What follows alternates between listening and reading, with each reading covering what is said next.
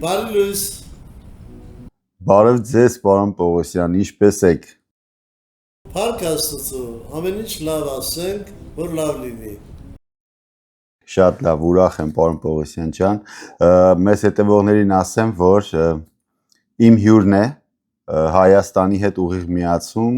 Հայաստանի Հանրապետության ժողովրդական արտիստ դոկտոր պրոֆեսոր Թովմաս Պողոսյանը եւ այսօր պարոն Պողոսյանի հետ զրուցելու ենք աշուղների եւ գուսաների տարբերության մասին, ընդհանրապես աշուղական արվեստի մասին եւ մի փոքր քննարկում, որպեսզի ձեզ համար պարզ լինի, ովքեր են եղել աշուղները, ովքեր են եղել գուսանները եւ այդ ամենի մասին կիմանաք հենց ավելի ճիշտ, ովքեր են եղել գուսանները, այսօր աշուղները ապրում են, ովքեր են աշուղները, այո Դե խոսքը, քանի որ ես արդեն գիտեմ, որ խոսելու ենք մեր այն աշուղների մասին, ովքեր արդեն չկան, այդ պատճառով այդպես ասեցի, պարոն Պողոսյան, բայց անցնենք մեր թեմային, պարոն Պողոսյան, խնդրում եմ մեր ժողովրդին ասենք, մեզ լսողներին ասենք, թե աշուղական արվեստը երբ է ծնվել, մենք երբ ենք տեղյակ, երբ է ծնվել աշուղական արվեստը։ Աշուղական արվեստը համաարևելյան երևույթ է, որը 15-16-րդ դարերում ներթափանցել է նաև Հայաստան աշխարհ։ Ծագումը այդ օրվանից է, թեպետ դեռ 13-րդ դարում ներսես շնորհալին օգտվել է աշուղական տաղաչափությունից եւ գրել է երկու տաղ Արավոտ լուսո եւ մյուսը աշխարհ ամենայն այբենական աշուղական տաղաչափական ձևով։ Բայց 15-16-րդ դարերն են էական աշուղական արվեստը Հայաստանում տարածվելու եւ առաջին ամենահին աշուղը, որ մեզ առայժմ հայտնի է, Ղուլ Օղլի երզնկացին է, որը 1584 թվականի երզնկայի երկաշարժի ականատեսն է եւ դրան նվիրել է մի մեծ տաղ եւ այս մարդու կարևոր արժեքը գիտեք որն է, նա գրել է Կռուն կուստի գուքաս երկի թուրքերեն տարբերակը, հիմա թե գրել է հայերեն, հետո փոխադրել է թուրքերենի, թե թուրքերեն է գրել, հետո է փոխադրվել հայերենի, սա դեռ քննության խնդիր է։ Հասկացա։ Պարոն Պողոսյան, աշուղական արվեստի աշուղների մասին հասկացանք, երբ է ծնունդ առել, իսկ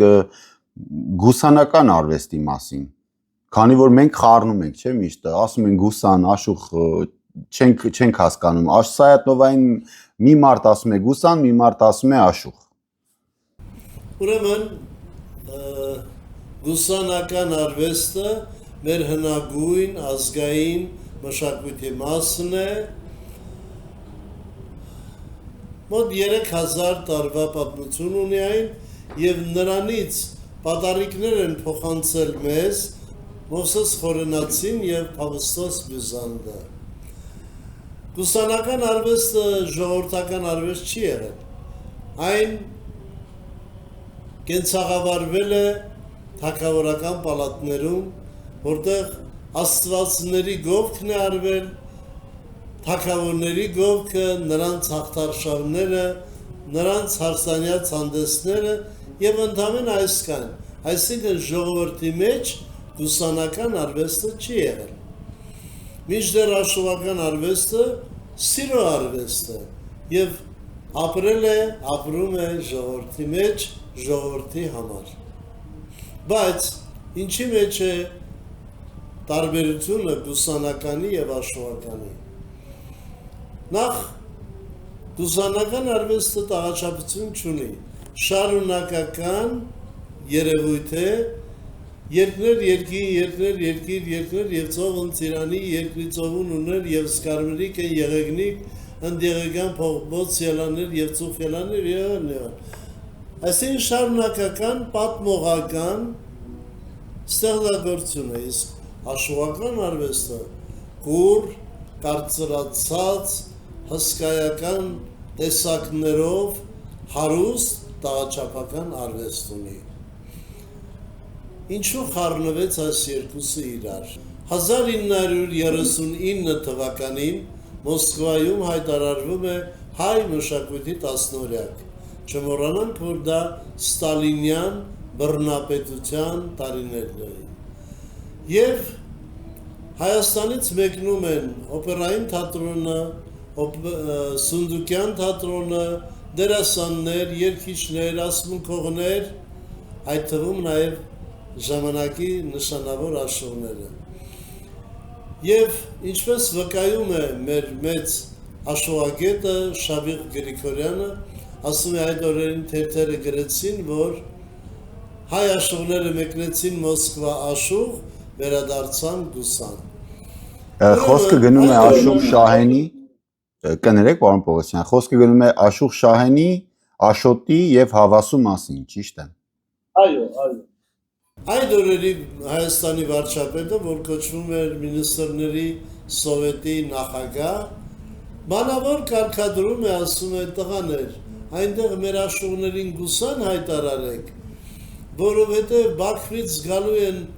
թուրք աշխուժները ողջունելու մեր տասնօրյակը, որ ռուսները չշփոթեն թուրքերին հայերի հետ։ Ընդամենը բանավոր հրահանգ է տվել։ Այդ բանավոր հրահանգը ով կարող էր քննել, քննադատել կամ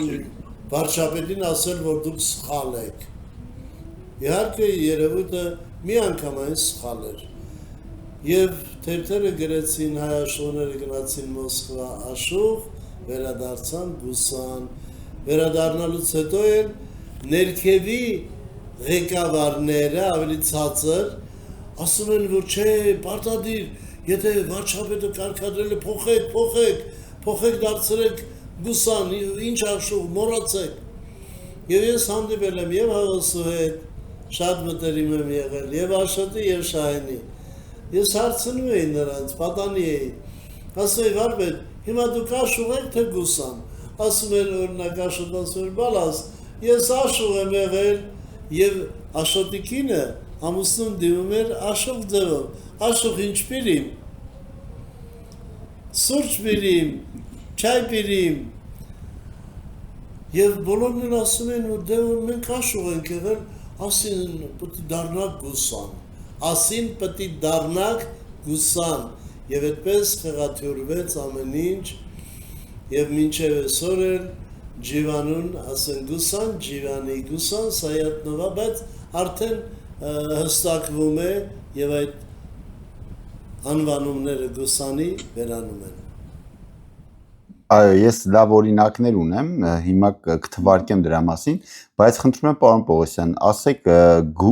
Գուսան նշանակում է գովասանք անող, ճիշտ եմ բառի։ Գուսանը ծագում է հայերենից, գովասան,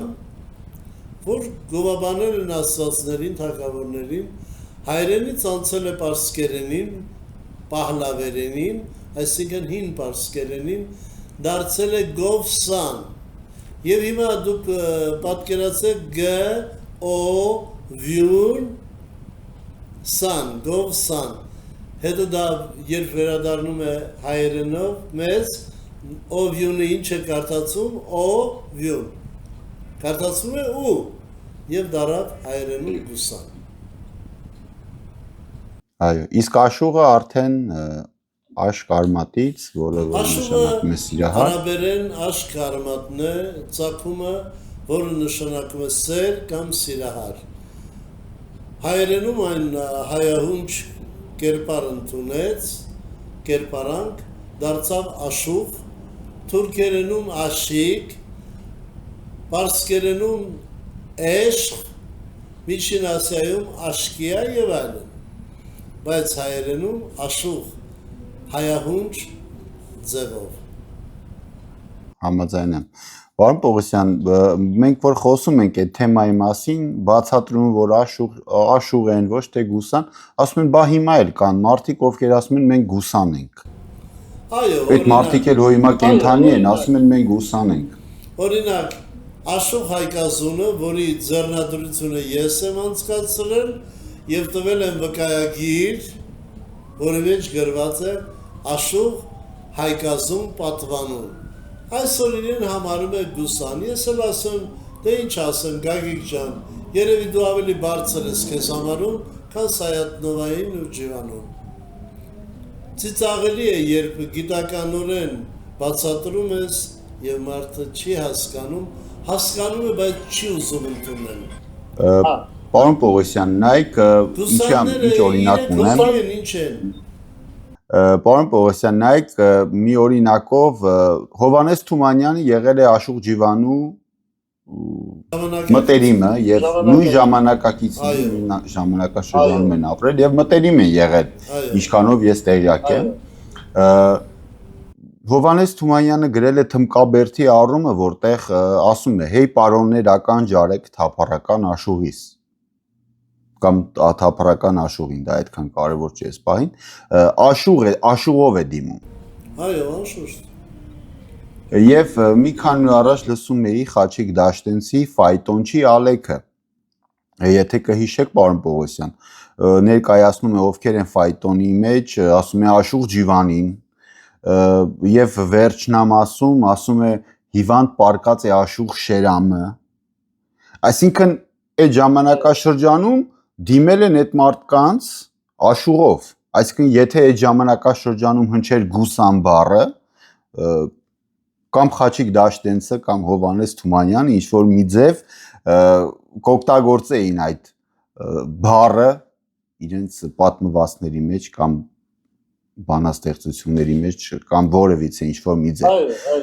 Մի քանի տեղ հանդիպում ես Աշուղ Ջիվանի, դրա համար որ այսօր ասում են երգ եմ գրել, ես Գուսան եմ, երգ եմ գրել, ես Աշուղ եմ, հիմա երգ եմ գրում։ Այսինքն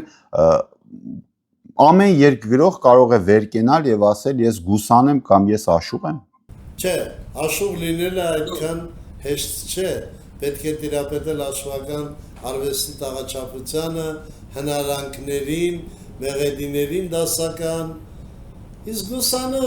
ուզում են իրենք թողքոչեն իրենց Գուսան, բայց իրենք էլ գրում են աշուղական տաղաչափության մեջ։ Գուսանները։ Հաճախ։ Այո։ Շատ լավ, պարոն Պողոսյան, հասկացանք, հուսով ենք մեզ դիտողների համար էլ պարզ էր, այս ամեն ինչը, որ լսեցին։ Գուսան եւ Աշուղ այս մրցակցության ասեմ, ինչ ասեմ, վերաբերյալ հանրային հեռուստաընկերությունը հաղորդում կազմակերպեց, որտեղ ես գիտականորեն առանց հիմքերի ոչինչ չեմ ասում։ Գիտականորեն բացատրեցի Աշուղի հանգամանքը, Գուսանի հանգամանքը, վերջում անունը չեմ ուզում տալ, իմ լավ բարեկամներից մեկը ասում է, համենայն դեպս ինձ համար Գուսանը ավելի լավ է, Աշուղը թուրքերն է, ասում եղբայր, թուրքերն չի, արաբերն է, ծագումը, բայց բառը հայացել է, աշկը դարձել է Աշուղ։